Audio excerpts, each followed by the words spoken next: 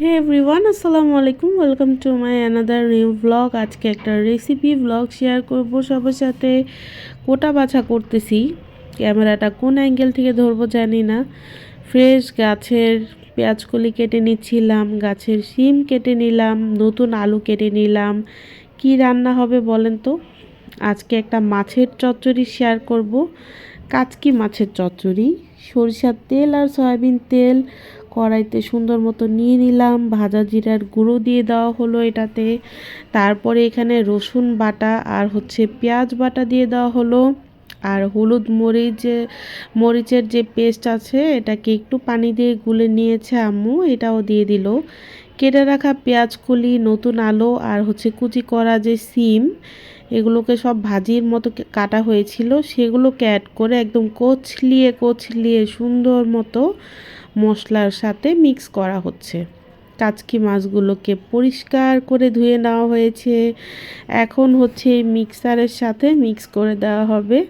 আর এটার সাথে কাচকি মাছগুলোকে অ্যাড করার পরে কিন্তু বেশি ডলা দেওয়া যাবে না, তখন আর কচলানো যাবে না। আলতো হাতে এখন হালকা করে মেখে নিতে হবে।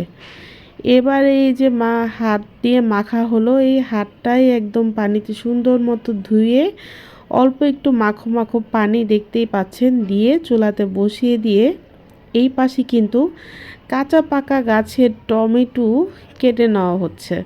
আর অনেকগুলো মরিচ ফালি করে সাথে কেটে নেওয়া হলো। আর নেওয়ার পরেই এই তো এখন যখন মাছটা বলক চলে এসেছে, দেখেন কতগুলো লাল সবুজ কাঁচা মরিচ ফালি আর কাঁচা পাকা টমেটো যে কেটে রাখা হয়েছে এগুলো মাছের মধ্যে অ্যাড করে দেওয়া হলো।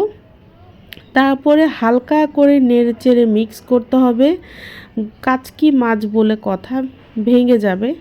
এরপর এটা ঢেকে একটু হয়ে আসার পর বোম্বাই মরিচ আর ধনে পাতা দিয়ে এটাকে আর কিছুক্ষণ রান্না করে একদম যখন লেগে আসবে, এরকম পোড়া পোড়া একটা চচ্চড়ি রেডি হয়ে যাবে, তখন সুন্দর করে পরিবেশন করতে হবে। আর বলার তো অপেক্ষাই থাকে না যে এই কাচকি মাছের চচ্চড়িটা খেতে কত মজা হবে। আর একটা বোম্বাই মরিচ এটার স্বাদকে আরও অনেক গুণ বাড়িয়ে দিতে পারে। আজকের ভিডিওটি এ পর্যন্তই। Thanks for watching.